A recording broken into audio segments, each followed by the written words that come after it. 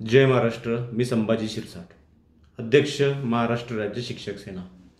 काल दिनांक 18 मार्च 2019 रोजी शिक्षण आयुक्त कार्यालयामध्ये जी बैठक पार पडली, त्या बैठकीमध्ये जे काही विषय त्या ठिकाणी चर्चा करण्यात आली आणि ज्या विषयावर चर्चा करून जो अंतिम निर्णय घेण्यात आला तो आपणापर्यंत किंवा आपल्याला माहीत झाला पाहिजे किंवा अवगत झाला पाहिजे, यासाठी मी सदरचा व्हिडिओ हा आपल्यापर्यंत पोहोचणे काम मी सादर करीत आहे। सदर बैठकीमध्ये महाराष्ट्र राज्याचे शिक्षण आयुक्त आदरणीय श्री विशालजी सोळंकी साहेब, शिक्षण संचालक श्री गंगाधर ममाने साहेब, श्री सुनील चव्हाण साहेब, शिक्षण सहसंचालक गोदने साहेब, टेम्पर साहेब व इतर अधिकारी तसेच महाराष्ट्रातील सर्व शिक्षक आमदार या बैठकीस उपस्थित होते। सदर बैठकीचं आयोजन हे मुळात विनाअनुदानित शिक्षकांच्या शिक्षण संचालक कार्यालयामध्ये चाललेल्या तपासणीसाठी आमच्या पत्रानुसार शिक्षण आयुक्त कार्यालयामध्ये करण्यात आलं होतं। कारण तुम्हा सर्वांना माहीत असेल की प्राथमिक शिक्षण संचालक तसेच माध्यमिक शिक्षण संचालक कार्यालयामध्ये जे प्रस्ताव शिक्षणाधिकारी तसेच शिक्षण उपसंचालकाकडून पात्र होऊन आले आणि असे प्रस्ताव शिक्षण संचालक कार्यालयामध्ये तपासणीच्या नावाखाली चुकीचे निकष लावून अनेक प्रस्ताव हे अपात्र करण्यात आले होते। त्या ठिकाणी संघटनेने त्या ठिकाणी विरोध दर्शवून त्या ठिकाणी आयुक्तांनी मान्य केलं होतं की आपण हे प्रस्ताव तपासणी करत असताना कोणत्या प्रकारचे निकष लावावे यासाठी आपण बैठक आयोजित करू।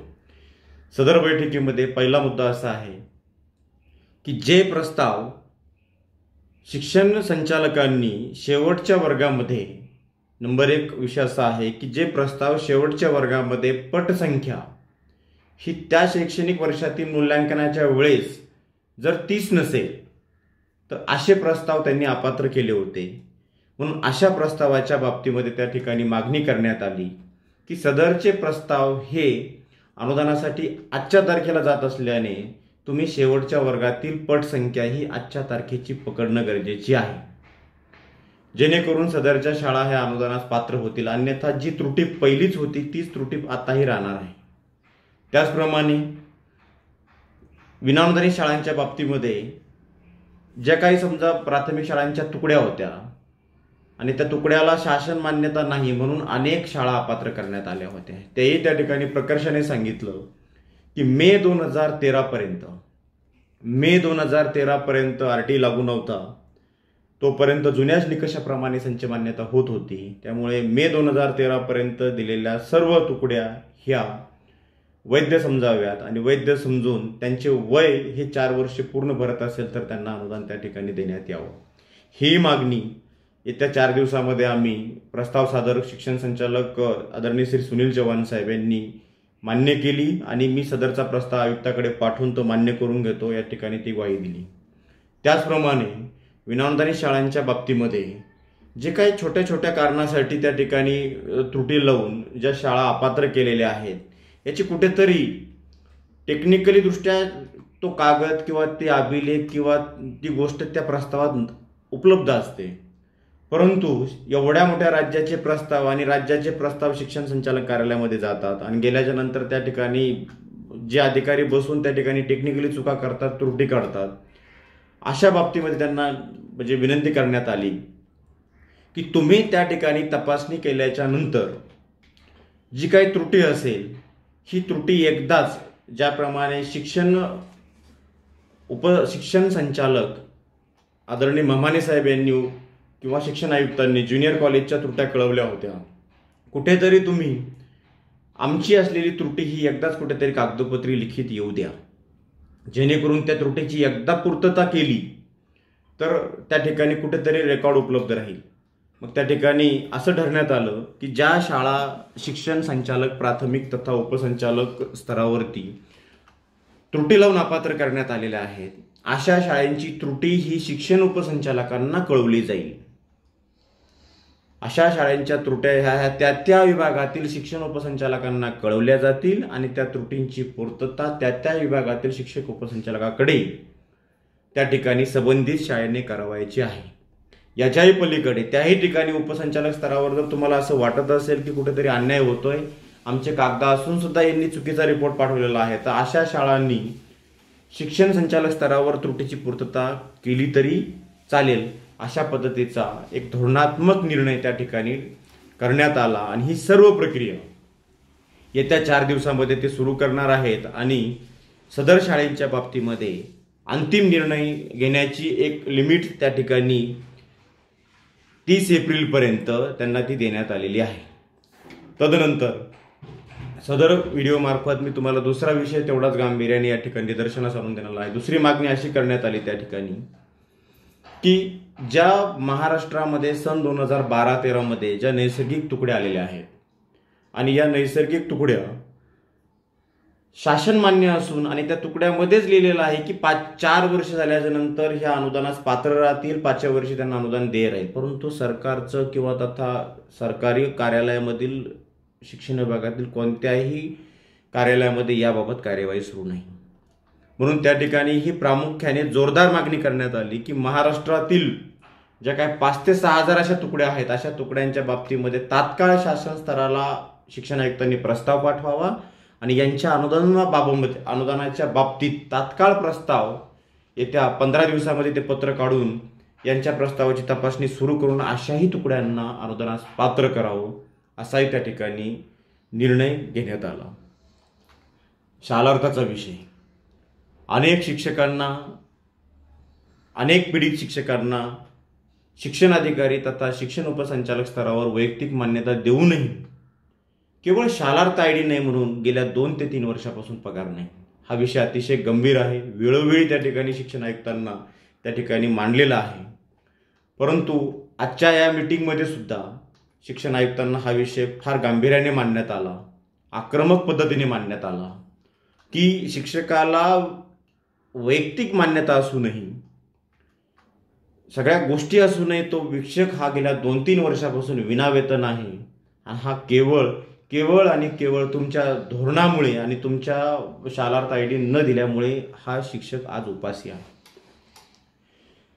त्यावरही शिक्षण आयुक्तांनी असं आश्वासन दिलं की येत्या महिनाभरामध्ये सदरचे प्रस्ताव जे काही शिक्षण आयुक्त तथा शिक्षण संचालक स्तरावर प्रलंबित आहेत हे प्रस्ताव या ठिकाणी तपासून तात्काळ शालार्थ आयडी देण्याचं काम या ठिकाणी केलं जाईल असं आश्वासन दिलं. आणि जे प्रस्ताव क्षेत्रीय शिक्षण अधिकारी तथा शिक्षण उपसंचालक स्तरावर गेल्या 5 ते 6 महिन्यापासून प्रलंबित आहे यावरही विचारलं असता त्यांनी सांगितलं की सदरचा प्रस्ताव हा शालार्थ आयडी देण्याचं काम हे शिक्षण उपसंचालक तथा एक स्तर वरिष्ठ कार्यालयाकडे देण्याचं काम सुरू आहे आणि येत्या 8 दिवसामध्ये मी तसा शासन आदेश शासनाकडून प्राप्त करून घेतो असे त्यांनी त्या ठिकाणी आश्वासन त्या ठिकाणी दिलेलं आहे.